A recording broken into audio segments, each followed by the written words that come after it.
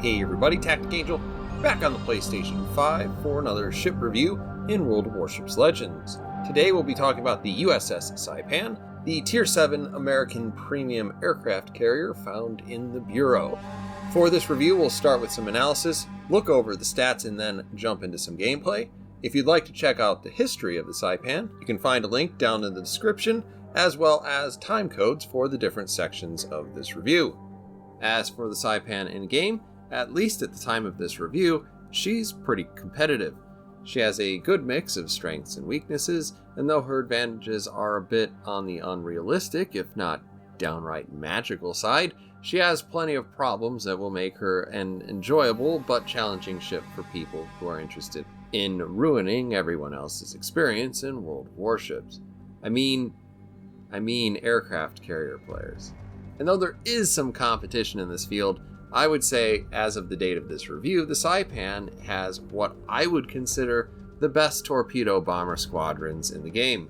They manage to be fairly swift and can put out the highest amount of damage of any carrier out there right now in the somewhat unlikely scenario that you get 3 full drops off. It's not really likely to happen, but her planes are pretty tough. They're not quite Lexington tough, but they do hang in there pretty well. And other than your speed, you're unlikely to rely too much on the maneuverability of your aircraft carrier, but it's there if you need to relocate or run away. She also has the stats you need to turn away quickly or actively dodge. Her weaknesses are very much the glass cannon variety. Saipan is gifted with low HP and extremely accommodating armor layout for receiving all manner of damage in the game, no defensive secondary battery, bad AA, you name it, it's probably a problem on the Saipan. Also, as a light carrier, you do have fewer planes to play with. Though I didn't find this to be a serious issue when playing her, if you fly into a hornet's nest and lose an entire squadron, that's going to hurt a bit more on this ship than pretty much any other Tier 7 carrier. With all that taken into account though, I would say among carriers, Saipan is probably one of the least aggravating to play, even if she is a bit on the unforgiving side, and since you're a little handicapped with the inability to throw planes at a problem. She will feel very comfortable in the hands of players who like other high-tier carriers, most especially Lexington, while feeling just different enough from Lady Lex to be more than just a reskin. Now as we jump into stats, we'll be talking about stats mostly against the Lexington, but we'll make sure to include how she fits into the grand scheme of things. The Saipan comes in with only 47,900 hit points, and if that number seems a bit low, that might be because it's easily the least amount of hit points on any Tier 7 carrier today. Her armor lists 6 to 152 millimeters, but the armor viewer really shows you exactly what's going on. This actually is very easy to think of as the old Baltimore armor scheme, just with a whole lot more superstructure. In any case, her armor is functionally similar to the Baltimore, with a citadel that is just slightly above the waterline, 152 millimeters on the belt, and a 65 millimeter roof.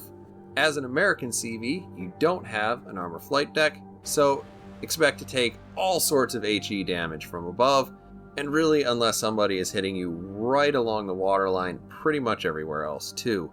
You do have a 19 millimeter bow, so you will get overmatched by pretty much all the battleships you're going to face. Between this armor profile and the low hit points, Saipan is more vulnerable to just about every type of weapon that you can shoot at her, including torpedoes. As you can see here, she is one of the few aircraft carriers at Tier 7 that have no torpedo protection. The strength of an aircraft carrier isn't necessarily the boat itself though, since ideally you're not getting shot at, and instead it's using its annoying planes to spot, herd, and damage enemy ships. The Saipan comes with Curtiss SB-2C Helldivers as her torpedo squadrons. This is the same model as on the Lexington, but the performance of the planes is just a bit different, as these planes are noticeably faster with a cruising speed starting around 125 knots and maxing around at 150, but they do have lower hit points. This seems to pretty closely be about an 8% trade in both directions, They fly in smaller squadrons of just 6 planes rather than 9 on the Lexington, but they drop 2 of these torpedoes that deal 5,900 damage each. Now that was a surprise to me, but it probably would also have been a surprise to the United States Navy and the engineers at Curtis Walker who created the aircraft. But that's the gimmick for Saipan on Legends, apparently. This makes the Saipan arguably the best torpedo bomber at Tier 7 currently, and probably makes it the better of the 2 squadron sets that you have. The other planes that are listed here are Douglas SBD-2 Dauntless dive bombers. It's hard for me to put a finger on whether this is a very aggressive typo or whether the game is currently bugged, but the models you'll see in-game right now are more Helldivers, which is more than a little disappointing for fans of the Dauntless. In any case, they have also fairly healthy planes with 3,400 hit points and a respectable speed of 131 cruising and 166 at maximum speed. Similar to the torpedo bombers, you have 12 on deck, 6 in each squadron, and attack with 2 planes at a time. You drop essentially the same ordnance as the Lexington's SB-2Cs, with each plane carrying 2 bombs, each doing a maximum of 10,100 damage, which is never going to happen since they're HE, but come with a very healthy 64% fire chance.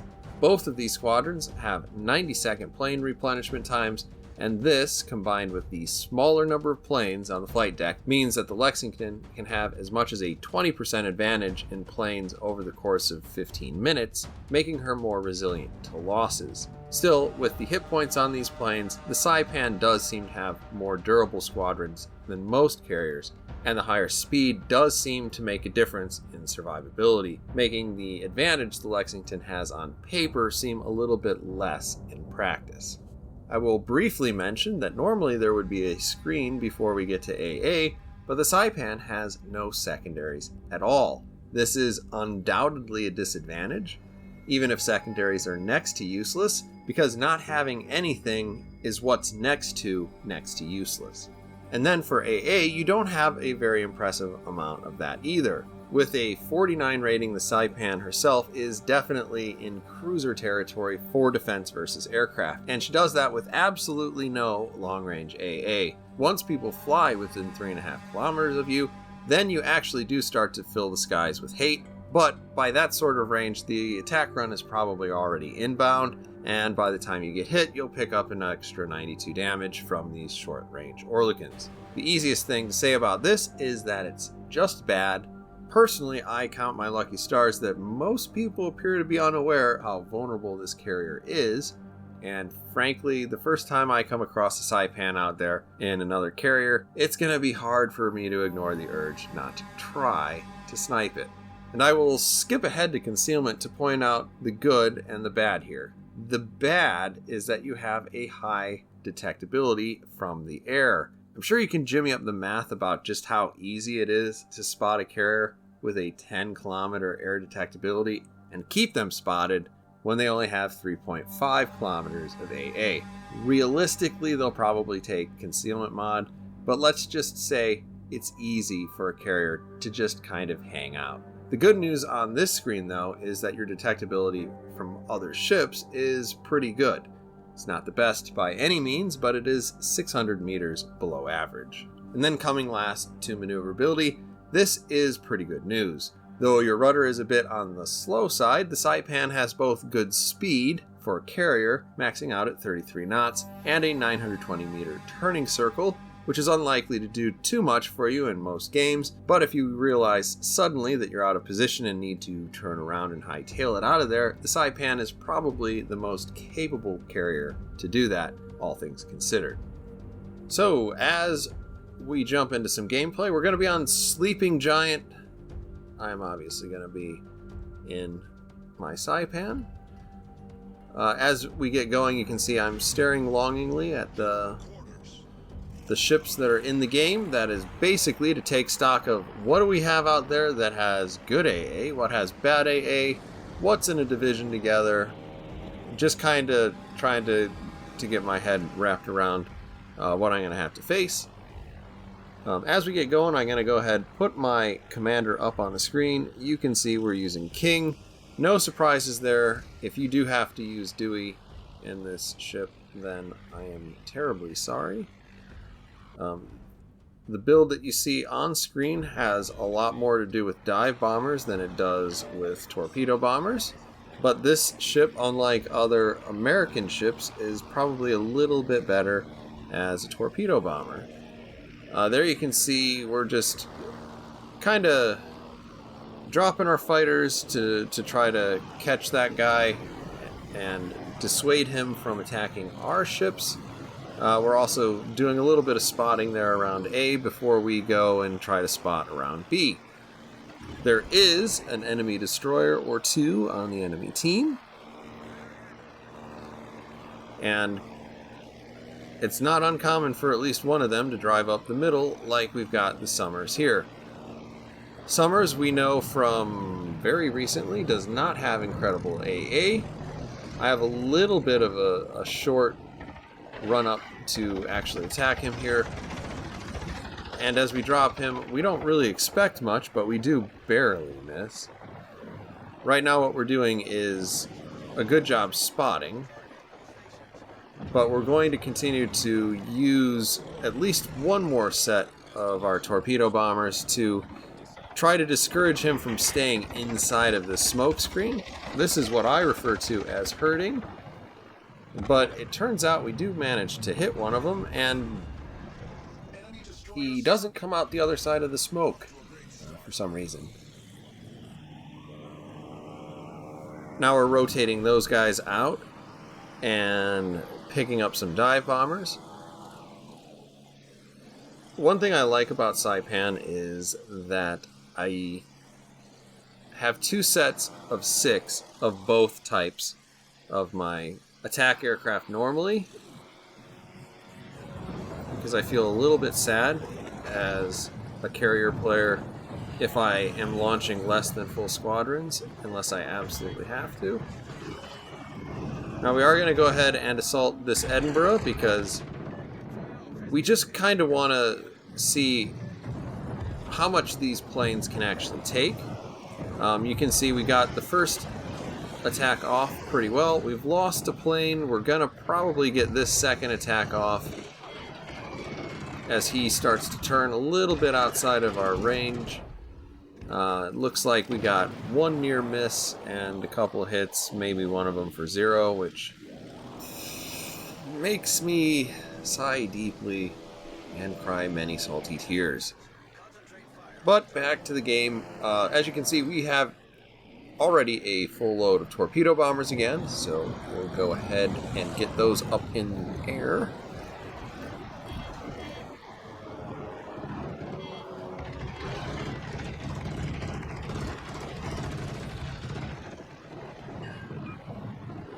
Managed to get a solid 3 hits on that Edinburgh, which is pretty good. We're going to take a real tight turn here. This is probably a little bit tighter than necessary, but I thought he was going to stay in the smoke screen. Take a look at that torpedo dispersion. That is actually pretty common for torpedoes launched with the Saipan. If you're paying any attention to how many torpedoes are actually hanging out of the bottom of my airplane, there's only one. And these airplanes were only designed to ever take one, which is why I don't know what's happening there. But it was very surprising the first time I saw that. Now, there are two things that are making me move my carrier at this point. One is that there's a battleship that's relatively close. It looks like he's turning in, so I adjust how far I want to move away. Every kilometer that I move away from an enemy is another kilometer that I have to fly towards an enemy in order to do anything.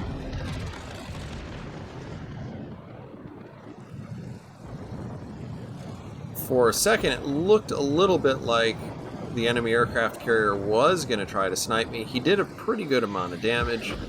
We're not taking it too seriously, but paying attention to the mini-map as we deal with this Brandenburg. And for the most part, we got our 2 strikes in on him. We're going to go ahead and launch a new set of airplanes. Try to recall the last one. We probably won't get it back, but if we do, that'd be nice. And now we're fiddling about with where we want to go, because really there's nobody on the outside to stop me, and this set of islands is tall enough, except at a couple of points, that I can basically hide behind it and use it as both a torpedo screen and also as a kind of forward position where I can go without being spotted, regardless of my relatively good concealment.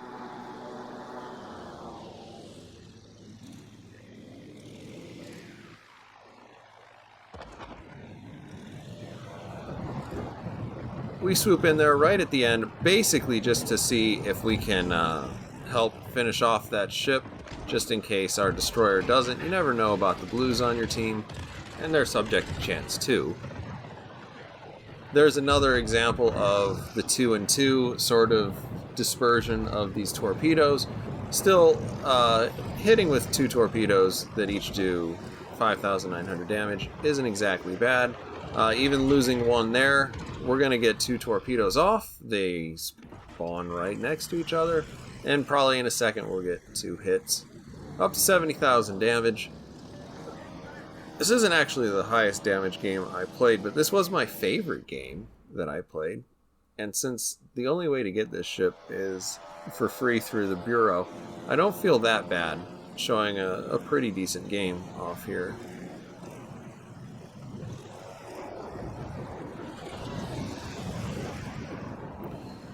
So we're coming back into the second Brandenburg. We launch a little late. We wanted to hit more superstructure than that if we wanted to finish him off.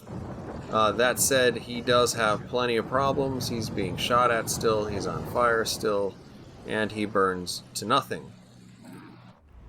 Now we're doing pretty well as our team. We're playing around a little bit with the autopilot there because we want to approach A and capture it, because if everything goes really, really sideways, we want to make sure that we have the points, but we don't want to approach through the center because we're not crazy people. Not with a destroyer out there. Now I got this Iowa. Iowa has excellent anti-air. Iowa also has several problems going for him right now. One of which is that other battleship, and he's also being stalked by this Summers. Another gift from the matchmaker, which is a ship that doesn't have extraordinary AA. We got our planes up around that Iowa, hoping to try to protect him. Just our presence and actually spotting the Summers probably was enough to save him a little bit of damage. We immediately get some more planes in the air, and as they're lifting off, we reset our autopilot to make sure that we get all the way into A and continue to sail forward eventually. Obviously, we're moving around at our pretty good 33 knot speed, and eventually we'll get there.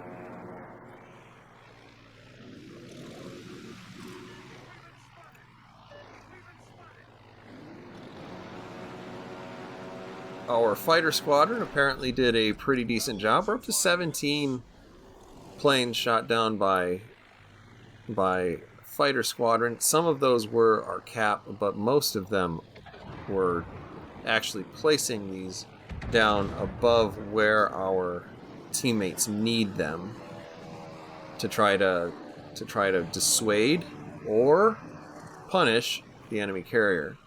Right now it looks like mostly punish. But anyway, we're lining up on the Bismarck. As we get pretty close, we activate our evasive maneuvers. We get a much more consistent drop there with a nice full spread. Managed to hit with 3 torpedoes, which means that this is probably going to spell the end for the Bismarck. Getting nice and close. We get another weird salvo, whatever. With two with the decent spread and two that are right on top of each other. And we slowly tick past 100,000 damage as we finish off Bismarck. Iowa looks like it's been having better days. If I can save myself a few seconds, I'm going to here. I'm going to take a left turn in a second and probably drop some aircraft in front of where he's driving. I'm a little bit sad that he seems to be moving around at full speed, because if he moves through those fighters, then the only thing they're going to do is punish, not dissuade. We're just trying to get a feel for where this guy is. We get a little bit of help from our Iowa. So we start heading out to where he said he was. We managed to spot the Parsifal. Unfortunately, we've lost our buddy. We're going to do a little bit of a pre-drop here, because we'll probably lose every plane that we fly against a Parsifal. But losing 4 planes is not that bad. I can immediately launch at least one more squad of 4, one squad of 6 right now. Those are both good numbers, because I don't want to attack an aircraft carrier with a full squadron. The high explosive does a solid 14,000 damage. You get a little bit better on Lexington, because sometimes you can get up to 20,000 that way. You usually have to hit it 5 or 6 times, though. In any case, American HE is really rough on anything other than a really well-armored flight deck, or a really well-armored battleship deck. Yeah, and the top of some turrets. We're taking our not quite Douglas SB-2Cs back out there. We'll probably get rid of 2 of these guys, just so that we don't lose all of them. And eventually we'll have another full group. Well, not a full group. We want 4. 4 is pretty okay. We can lose 2 on the way in. We can still drop 2. And maybe we can finish off the Parsifal. We get a little bit lucky there. We managed to finish off 4 more aircraft and come away with the clear skies. Come in low on Parsifal. Get 4 bomb hits, not a lot of damage, and a fire. He got really lucky on the amount of damage he took there. So unfortunately we didn't really come away with anything too tremendous, and now we're going to come in with some torpedo bombers, but the game ends before we can get there. In any case, that's the game. We did pretty well. This is a better game than I usually like to put in a review, but the Saipan is only available through a manner that is, and probably should, be free if you choose to do that. My closing thoughts on the Saipan. Honestly, I would be kind of surprised if anybody was still watching this video, but I do want to thank anybody who did make it to the end of the video. That will probably cost me subscribers. No, I was a little rough on it in the stats. That's probably because it has several really bad stats, but I actually do, at least as far as a carrier goes, kind of like this. It might just be because I like escort carriers and light carriers for historic reasons. But those torpedo bombers are pretty special in game terms, even if they are just totally nonsense with the 2 torpedoes. I think I've probably said just about everything I want to about this ship. It's hardly worth complaining about its weaknesses unless everyone learns just to snipe it once these things start coming out on the sea. In any case, as a bureau ship, it's either a ship you're going to enjoy playing because you're a carrier player. It's another ship in your carousel of stuff that you're happy that you own, but maybe never play. Or it's free credits if you really, really want to sell a premium ship. that's pretty much it. My thoughts on the Saipan. I hope you have enjoyed the video. Please let me know what you thought down in the comments. And as always, I hope to see you on the next one.